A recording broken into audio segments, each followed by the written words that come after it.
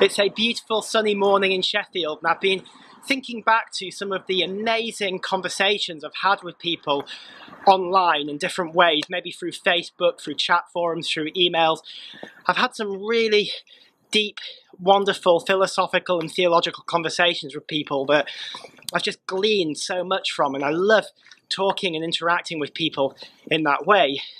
And there's an advantage to communicating with people online that you don't have in conversation. And Proverbs chapter 15 verse 28 captures it. It says this: "The heart of the righteous ponders how to answer." This word righteous has negative connotations. It makes us think of self-righteousness. It makes us think of perhaps negative religious things. It's not a particularly good word, but we need to understand what it really means. A righteous person isn't someone who gets everything right. It's not someone who's a goody two-shoes. A righteous person is someone who has a right relationship with God. And in fact, righteous people make mistakes, but they ask for forgiveness and God forgives them. That's what righteousness is. So the heart of the righteous, the heart of a person that has a right relationship with God, ponders how to answer.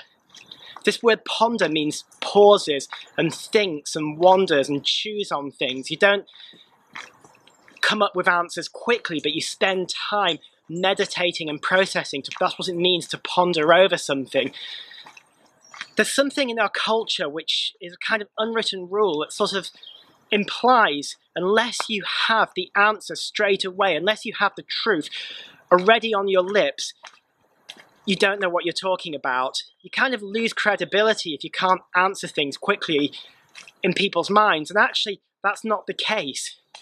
Truth isn't something that should just be available to us all the time at our fingertips. Truth is something that we can work towards gradually through careful thought and reflection and seeking and thinking, and actually taking this view of truth that it's something that we work towards humbly and gradually through reflection and seeking. I really think will put a depth to our conversations. It'll put a depth to our communication that we didn't have before.